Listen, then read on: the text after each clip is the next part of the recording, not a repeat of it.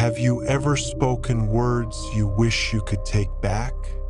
Words that felt right in the moment, but left behind a wound, a regret, or a silence heavier than any noise. There's an ancient truth whispered through centuries of Buddhist wisdom. Sometimes, silence is the loudest voice of all. This is not just a story. This is a doorway, one that opens to 5 hidden moments in life where silence is not weakness, but power. Where silence doesn't mean surrender, but strength. And if you stay with me to the end, you may never speak the same way again. Because after hearing this story, you'll understand. There are 5 situations in your life when remaining silent is the most profound, the most transformative, the most liberating thing you can do. Let's uncover them one by one. And if you find value in this journey, I invite you to support our channel by subscribing. Your presence gives us strength to continue sharing ancient stories that still carry light into modern lives. In a quiet village nestled between misty hills, lived a woman whose name had once echoed across concert halls. Eleanor, a retired violinist whose hands, now marked with time, no longer danced across strings, yet whose soul still played melodies that only silence could hear. At 71, Eleanor had lived through both the harshness and gentleness of life. She had known applause and abandonment, grief and grace. The world, she often thought, was too loud. Too many words spoken too quickly with too little thought. In the years since her husband passed and the concerts faded, she had found herself sitting more often in stillness, not from loneliness, but from something deeper, a need to listen beyond the noise. It was during one of her solitary walks near the river that she met him, a wandering Buddhist monk, weathered by wind and wisdom, eyes like the calm surface of a lake untouched by storms. He greeted her with a bow, and without fanfare, sat beside her on the stone bench. For a while they said nothing. The wind rustled the reeds, birds called across the water, and time moved as if it had nowhere urgent to be. Then, in a voice as steady as ancient wood, he said, "You've carried many words in your life, but has silence ever spoken to you?" Eleanor turned to him, startled not by his presence, but by the truth she felt in his question. She nodded slowly. "Lately, it speaks more than anything else." The monk smiled. "Then let me share a story, not of sound, but of silence. You see, silence is not just the absence of speech.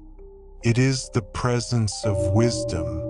But even silence must be used with discernment.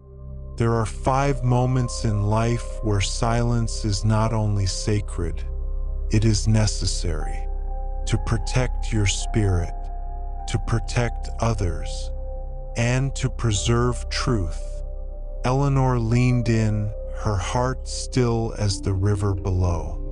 "The first," he began, "is to be silent when your anger burns hot, because words spoken in fire may scorch not only the person before you, but the peace within you. Anger feels powerful. It rushes to the mouth like a wave seeking to crash. But that wave will always recede, and in its place, regret often lingers." She thought of times she had spoken sharply to those she loved, of arguments where she had won the words but lost something far more precious. She looked down at her hands, once so sure in their purpose, now resting quietly in her lap. The second, the monk continued, is to be silent when your words are meant only to wound. We sometimes dress cruelty in the garments of honesty. We say, I'm just telling the truth, or they needed to hear it. But truth without kindness is a weapon, not a gift. If your words are born not from clarity, but from bitterness, let them go. Let silence speak instead. It leaves no scars. Eleanor's breath caught. She had known the sting of sarcasm and the sting of regret. She remembered a letter she had never sent. Full of truth, yes, but soaked in sorrow and blame. She had written it the night her sister betrayed her. But something had told her to sleep on it. In the morning, she had burned it instead. The third, the monk said, his eyes on the shifting light of the river, is to be silent when you do not know the full story. The world rushes to speak, to comment, to judge, to assume. But wisdom listens. It asks. It waits. We forget that behind every action lies a history we cannot see. The man who shouts may have never been heard as a child. The woman who pushes away may have been abandoned too many times. Speak not until your words are more beautiful than the silence you break. Tears welled in Eleanor's eyes. She thought of her neighbor, a curt and difficult man. For years she avoided him, until the day he collapsed in the street and she rushed to help. In the hospital, he told her through shallow breaths of the wife he had lost, the son who never returned. His sharpness had been grief wearing armor. She had judged what she could see, not knowing what had shaped him.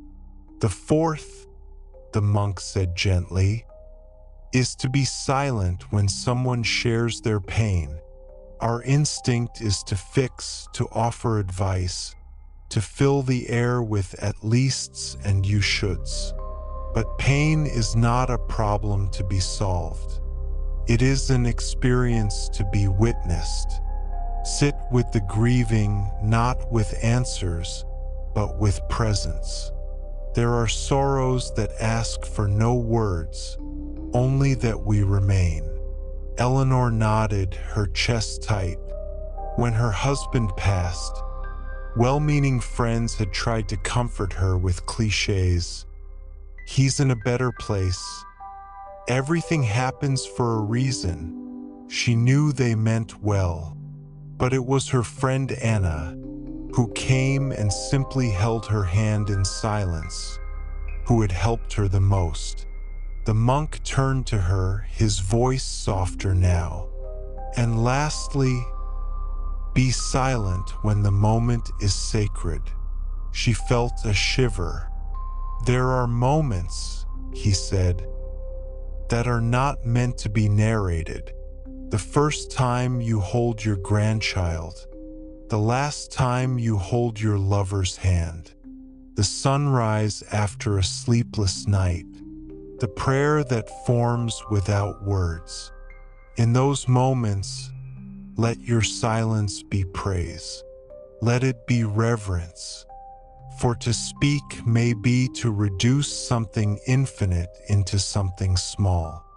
Eleanor closed her eyes, the monk's words settling into her like seeds finding fertile soil. She saw again the rain falling on the grave of the man she had loved for 50 years. She saw the moment her daughter first opened her eyes. She remembered a concert long ago, when the last note lingered in the air and the audience did not clap immediately, but simply sat, breathless, still, reverent. The monk rose. The light had shifted, casting long shadows over the riverbank. He looked at her one last time and said, "Silence is not the opposite of speaking. It is the art of choosing when words serve and when they steal peace." Then, with a soft bow, he walked away, his form dissolving into the golden haze of afternoon. Eleanor sat long after he left, watching the water move like time itself, slow, constant, unfazed. Something had changed, not outside, but within. She had not been given rules, but a new way of seeing. In the days that followed, Eleanor returned often to the bench by the river. People in the village began to join her, some drawn by the peace she carried now. She didn't preach, she didn't teach, but her silence became a kind of invitation. One young woman, grieving the loss of her mother, came to sit. Eleanor said nothing, just took her hand. An elderly man, angry with his children, arrived ready to vent. She listened and listened, and when he was done, she only said, "You're safe here," and that was enough. Over time, Eleanor began writing again, not music but reflections. Gentle meditations on the moments where silence had saved her, guided her, reminded her of her strength. People began to read them. Some asked for advice, some just wrote thank you notes. One person called her a quiet lighthouse. She smiled at that, because in the end, Eleanor did not become a guru. She became something rarer, a woman who learned to speak only when her words carried light, and to remain silent when silence could carry something greater. Not absence, but grace, understanding, presence, love. And in doing so, she reminded others, not by telling them, but by showing them, that sometimes the most powerful thing you can say is nothing at all. As the monk disappeared down the winding forest path, Eleanor sat alone on the temple's stone bench, the mountain winds whispering around her like invisible wisdom. She didn't speak. She didn't need to. The silence was no longer empty.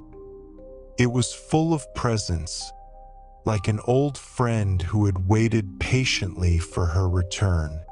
That evening, she walked home without words, yet everything around her seemed to be speaking.